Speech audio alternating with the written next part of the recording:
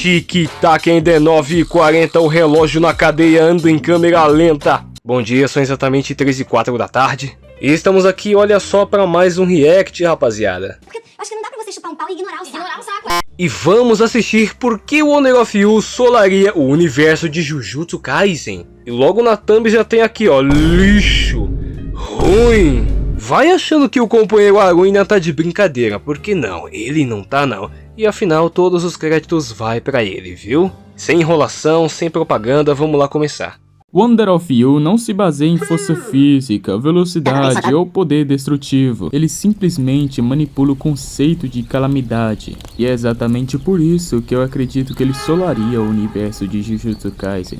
E aqui, logo de cara, ele já manda uma pedrada, porque, mano, é exatamente isso. A única fraqueza do Wonder of You é simplesmente um ataque que não é dessa dimensão, porque aí a calamidade meio que não sabe como reagir, não sabe o que fazer, né? E nenhum personagem de Jujutsu tem essa capacidade. O único que se aproxima disso, ao meu ver, é o corte mundial do Sukuna. Wonder of You possui o poder da calamidade. Basicamente, qualquer pessoa que tenta persegui-lo, atacá-lo ou se aproximar deles com intenções erradas acaba ativando esse poder. E isso pode acontecer de várias formas. Durante a obra, por exemplo, simples gotas de chuvas tornaram perigosas o suficiente para atravessar o corpo de uma pessoa. E o pior é que a calamidade não para por aí. Quanto mais alguém insiste em perseguir o Wonder of You, mais perigosa a situação tende a ficar. Ou seja, não importa se você é mais forte, mais rápido ou possui uma técnica absurda. O simples ato de pensar contra o Wonder of You já coloca você em risco. E é interessante pra caramba você pensar como que isso funcionaria em feiticeiros Jujutsu, né? Tipo, uma técnica que pode simplesmente se voltar contra o usuário, ou a energia amaldiçoada acaba perdendo o controle, tá ligado? Acaba ficando muito alta, tipo, ao extremo, e aí acaba sobrecarregando o usuário, sabe? Como se fosse um tiro no próprio pé, sabe? Quando vai atirar ou ativar a técnica e a técnica se volta contra ele, sabe? Seria bem interessante.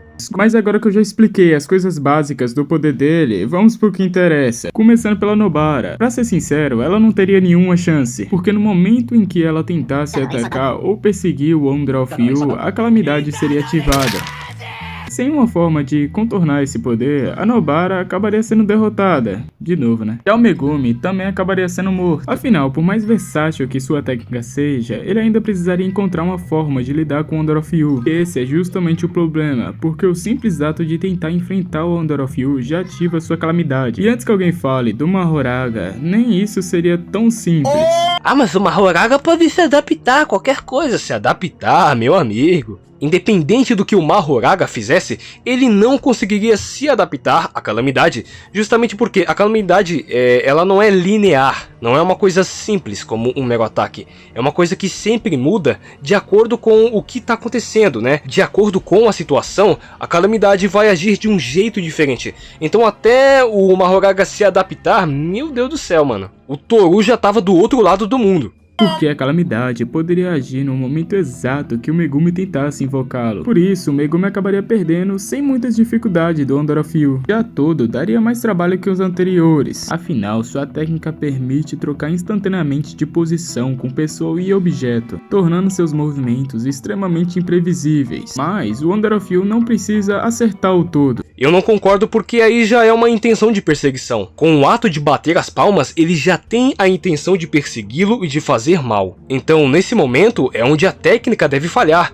Coisa do tipo, sei lá, a energia amaldiçoada do todo acaba se acumulando ao extremo em suas mãos e acaba explodindo ela, sabe? Coisa desse nível, tá ligado? Simplesmente porque está dentro das regras da calamidade. É desse jeito que funciona. Porque no momento em que o todo decidisse atacar, a calamidade já estaria ativada. Por exemplo, imagina que o todo tentasse trocar de lugar com um objeto para se aproximar do Wonder of You. No exato momento da troca, algum acidente completamente absurdo aconteceria. Uma placa poderia cair na cabeça dele, um veículo poderia perder seu controle, ou até mesmo parte de um prédio desabar. E é justamente isso que torna o Wonder of You tão perigoso. Por isso, mesmo com toda a sua inteligência e criatividade, o todo acabaria sendo morto pela calamidade. Com todo respeito, mas o todo ia fazer o quê, meu irmão?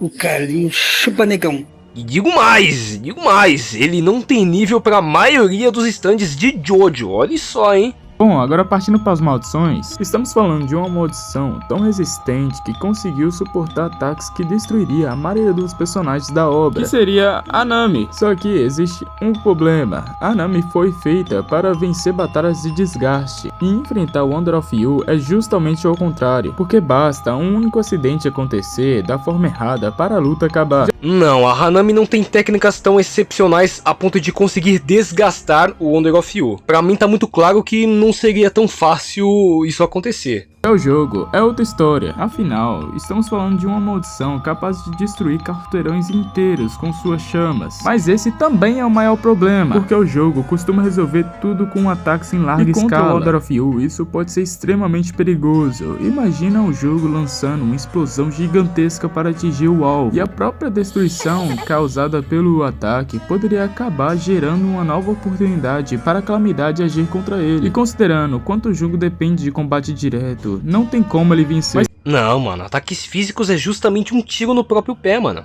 Não tem como ele vencer. A Calamidade transforma todos os elementos de um cenário em algo letal. Com o jogo não seria diferente.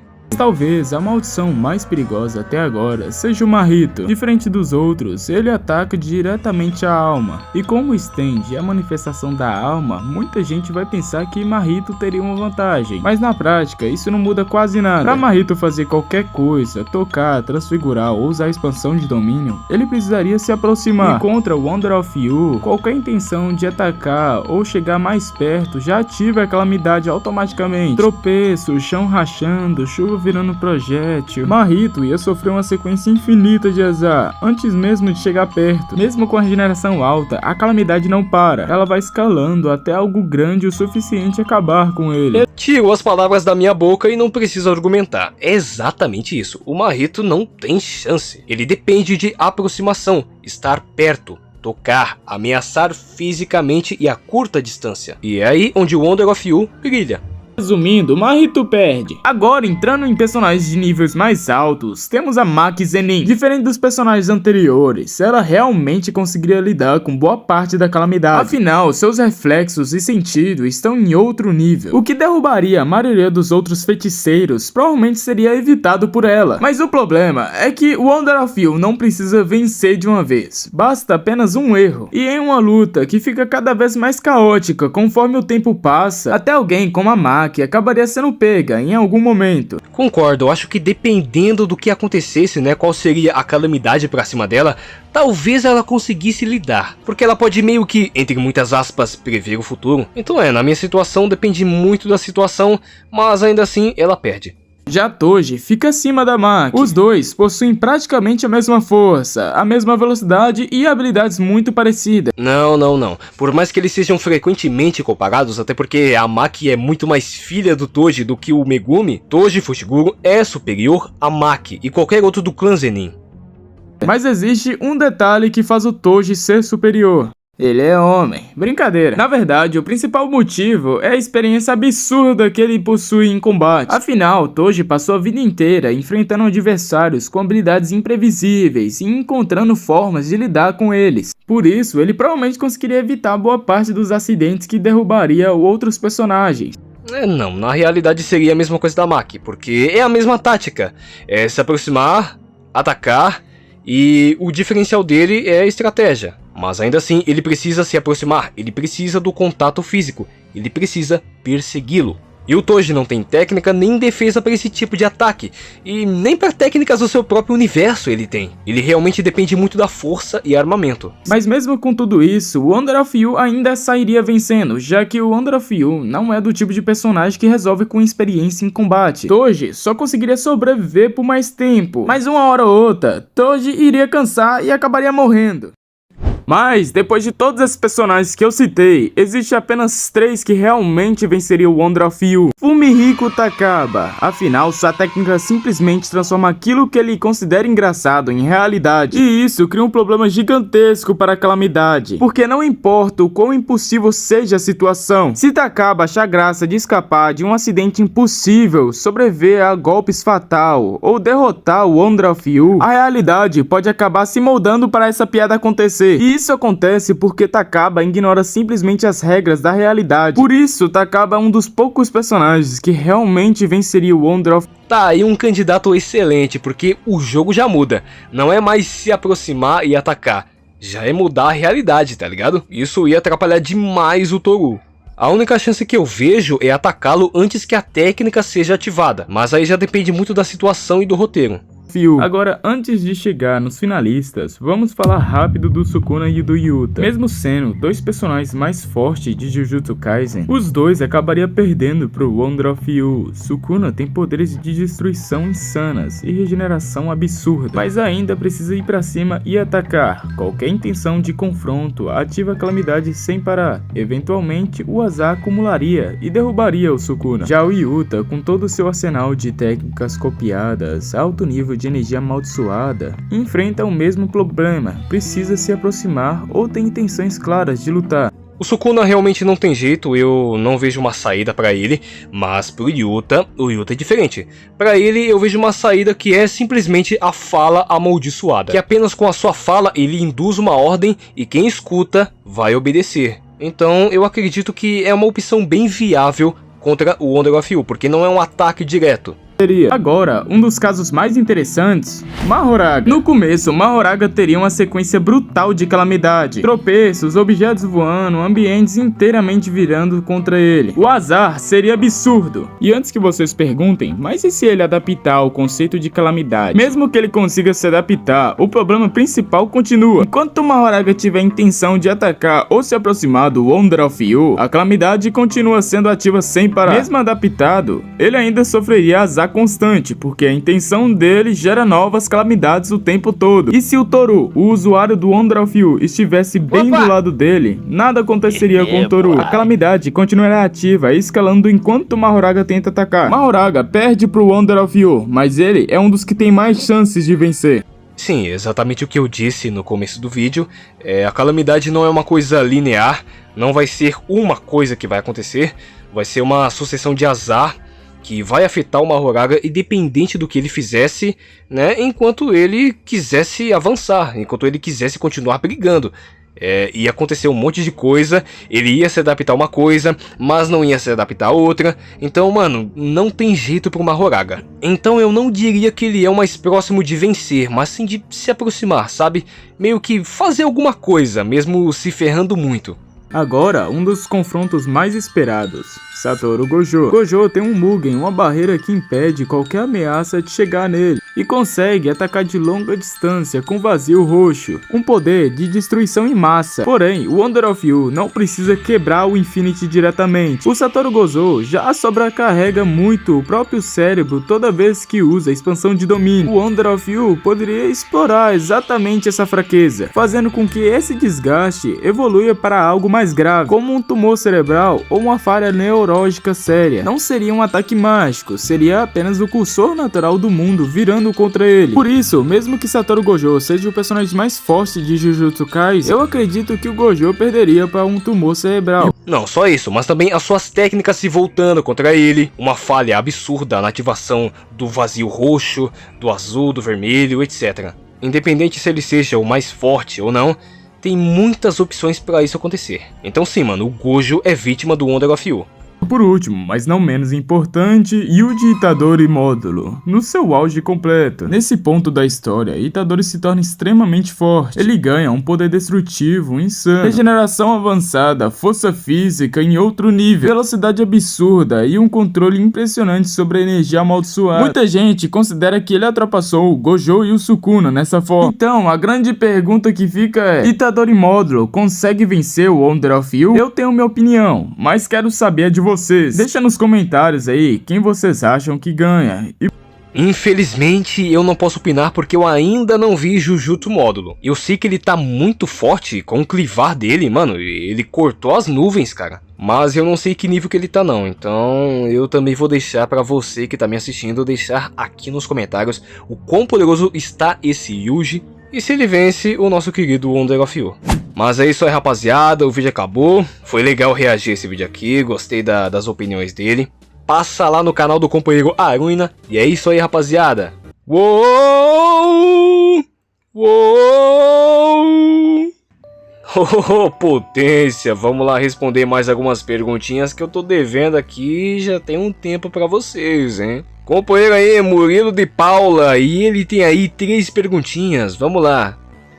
Mano, na vez que você falou que o Yuji Hama ganhou do Patriota, por que você não usou o mesmo cálculo que você usou no Stormfront tipo nível montanha? Mas quando que eu falei que o Stormfront é nível montanha? Eu falei que ele pode ser nível vilarejo até nível cidade, por conta da sua destruição ambiental. Ele pode realmente fazer isso. Mas isso é mais um hacks do que potencial destrutivo de ataque, tá ligado? É uma espécie de calamidade que ele pode provocar, mas ele não pode fazer isso com um soco, por exemplo. Outra coisa, por que quando você faz uma comparação de personagens brigando, por que você não usa a lógica de um personagem não conseguindo acertar outro pela diferença de velocidade de reação e velocidade de locomoção? Depende do personagem, da situação e da circunstância.